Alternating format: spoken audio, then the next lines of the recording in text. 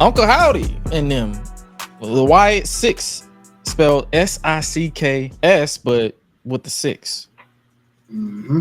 So you have pretty much. So let me get your thoughts on this, Uncle Howdy and Wyatt Sicks. I know you. I know when you saw Wendy Chu, you was like, "Nah, that ain't for me." Are you feeling the same way here, or you feel like, are you I intrigued by mean, this? the Wendy Chu thing wasn't because I'm just like, yeah, no on that. I'm still kind of like, yeah, no on that. Like, I get you trying to do something different with the character, but no, you could have just did something different, Wendy. That's just my thoughts. But uh, as far as this is concerned, the Wyatt Six is really, really cool. The production of this was completely excellent. It brought a feeling back that you have not seen in a long time. Uh, I will say, like when I was listening to Wrestling Inc.'s thoughts and I heard Justin LeBar talk about it, like interested to see how this carries over in the live sense, more so when the bell rings, if you know what I mean. Like Mm-hmm. how all this works. Do the masks come off? Do we see faces? Are the So the lights? way I got this set up, for those of you who don't understand the picture, they have Uncle Howdy, which is Taylor Rotunda, or commonly known as Bo Dallas from his first incarnation. You have Sister Abigail, which is Nikki Cross. You have Huskus the Pig, which is Joe Gacy. You have Mercy the Buzzard, which is Dexter Loomis, and then you have Rambling Rabbit, which is Eric Rowan. Mhm. And some people like, how's it six? I'll say I feel like Bray Wyatt Spirit is the sixth member. That's probably because this is a tribute to What? continue the legacy of Wyndham. Yeah, this is what we were supposed to get. I do believe. So it's like the thing about it is you're not gonna boo it because this isn't done in spirit of Bray. So you're not going to boo it. If you're booing this, you're a very horrible person in general. It's just that's just number one. You're not gonna boo this. You're gonna literally Unless say they tell you to move, then it's like, they're not even gonna do that because Chad's a heel, right? oh yeah, they did. Yeah, So they killed that man. They meant Chad opened that lock and he said, "Pow!" I'm like, God damn. I said, did they just murder Chad Gable? And he was like, yeah, he did. I said the That, same. I was like, he that did. nigga's dead. I was like, bro, he did. Like it's as is the rest of those individuals that The we staff had. and crew. Yeah, they're all dead. But to go back of what you said, you know, that like the mask comes off. I feel like they should. I mean, I think the only person's mask that probably won't come off is Uncle Howdy because they definitely changed it from his full Hmm. mask that he had when Bray was here. Hmm. So I feel like he's probably going to wrestle in the mask, but everybody else, I feel like it's probably going to come off, and they're probably going to. This is how I feel like, and this is just me completely just saying how I feel like they should go about it. I feel like they should reference the supernatural stuff, but not go full throttle with the supernatural stuff. Hmm. I feel like they should go full. They should like reference him being in the cult because remember we had cult leader Bray. Hmm. They should all be a cult. Uncle Howdy should be leading a new cult in memory of Bray. That way, you won't have to rely too heavy on the supernatural because you do risk that possibility of people losing interest because no one's selling moves Yeah. like your Undertakers or your Canes or your Boogeymans and all that stuff. Like they need to. It should be more like a cult. Like they should be selling, but it should be people should still be terrified of them. Yeah. Yeah. It's gonna be interesting to see where that goes. Because I feel like a lot of people lost interest in the Fiend because they relied too heavy on the supernatural stuff, and it kind of got silly after a while. Yeah, I agree, brother. Yeah, it's like unless they're doing straight cinematic style matches going forward, which I know they're not going to do that too much because that was more of a pandemic thing for WWE. The you, I mean, we know a lot of these people can go in the ring, so it would be interesting to see how they intend to do a lot of what they're about to do.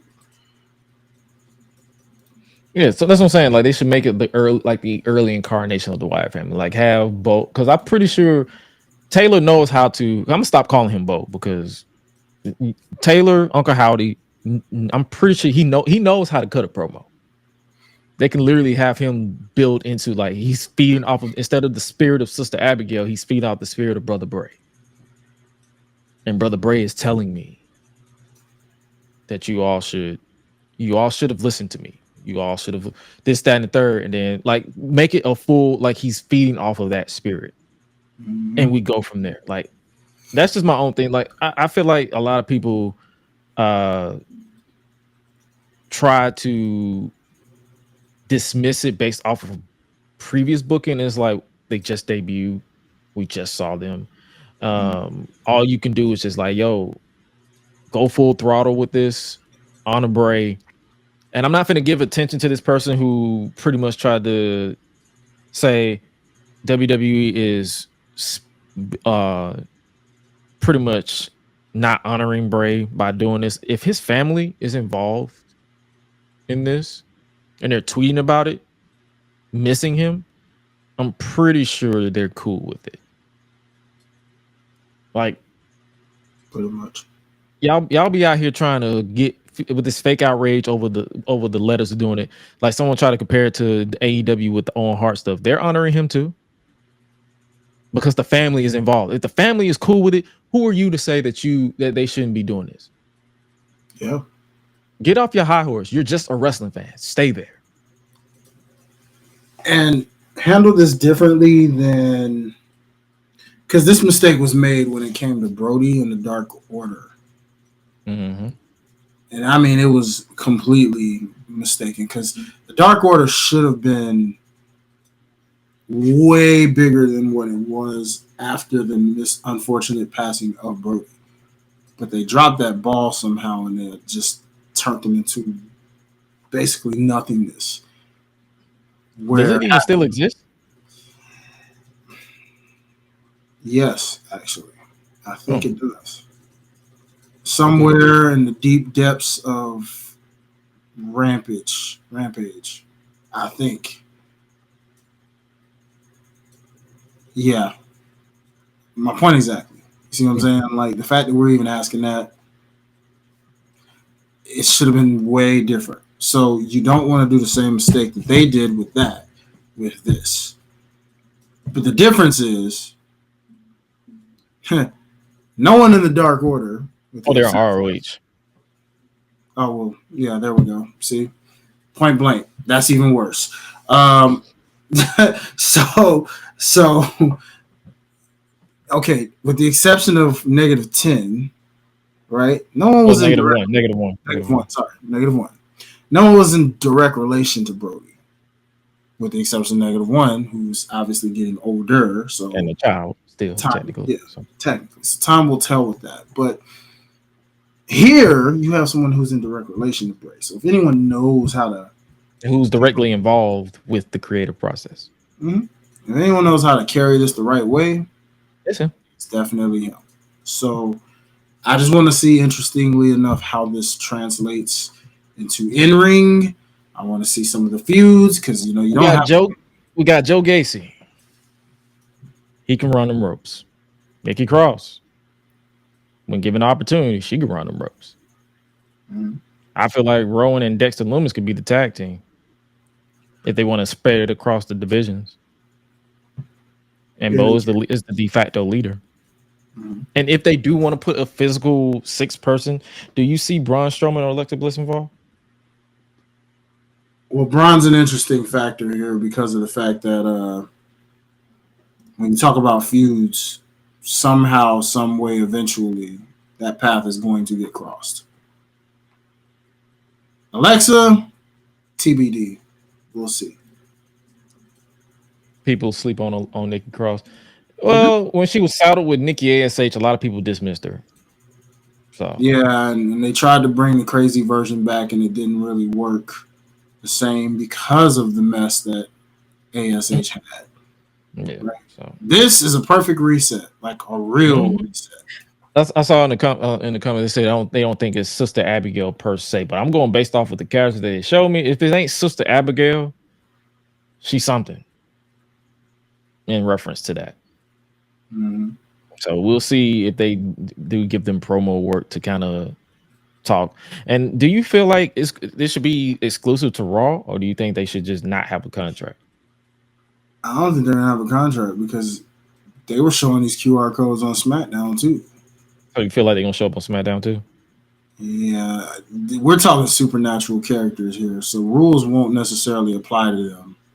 If you really, Yeah, so I think that's what took a lot of people out too when the Fiend was drafted. They was like, "Why is the Fiend drafted?" he was. Yeah, it's like 2020. He was like the Fiend drafted to Raw. They literally drafted the Fiend to Raw. So they literally eliminated the supernatural character that they was building. We'll tally that up with Vince. That was Abby the Witch. That's who she probably is. Abby the Witch. I said Sister Abigail, but Abby the Witch. Sounds more like Abby. Yeah, that sounds about right. Who, in a way, was an incarnation of Sister Abigail. So technically, you're not wrong with either answer. Yeah, that's what I'm saying. Like us here, we know how. Like I'll praise Nikki Cross from NXT. Like her match with Asuka, the last woman standing match she had with Asuka was still one of my top favorite women's matches in NXT. So I can tell you exactly when I was like, she got it. And her involvement with the Who Attacked Aleister Black story, great television. So yeah, we'll definitely give it Nikki Cross her flowers over here. So you know what?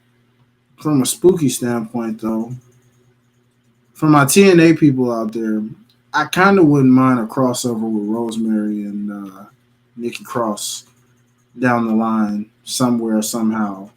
or we'll probably get in Rosemary and Wendy Chu, the sleeping demon. I guess. I guess. Doesn't move me as much as that would, but I guess. Yeah, I'm just saying, like, Given that it is NXT, I guess unfortunately that would be the route it would be. Unfortunately. Facts. But yeah, so we're moved by the Wyatt Sicks, and hopefully they just they honor it, book it well. And and the way I'm gonna be honest with you, unlike people with short attention spans nowadays, I got attention span. So I'm gonna be patient. I'm not gonna be like, okay, what are they doing? Okay, I'm just like, I'm gonna relax. I'm gonna sit back and just like, let's see what they do. So let's go now. Just hit my microphone for some reason. Anything else on Raw you want to talk about before we get on NXT, preview AEW, and then get up out of here? Boy, I don't think so, my guy. I want to say that was about it, really. Yeah, no, that was really it. All right. NXT. Let's talk about NXT. They pretty much kicked off the show with a battle royal to determine the number one contender for the NXT Championship. Oh, last thing on Raw, he said Rowan had his old mask on the back of it, the new rabbit mask. Oh, they also he brought back the what you call it? The hammer from the Bludgeon Brothers. From the Bludgeon Brothers. So everything, if you pay attention to that's the thing about this, you have to be that type of person that's interested in paying attention to Easter eggs. So, hey man, I was moved by that debut. So it's gonna be money. The club go around here, I'm a cactus. Bang bang gang, I don't owe you jack. When I'm in the ring, it's just me and my best friends. OC cutting no slack. Hollywood Miz, you can put me on the A-list. Gresh Unleashed, better put it on your playlist. Me and my fam be ballin' like the Bruce. Fight night, baby, hard hitting like Sheamus. Family first, yes, bloodline business. Winning all the gold, look at how they witness.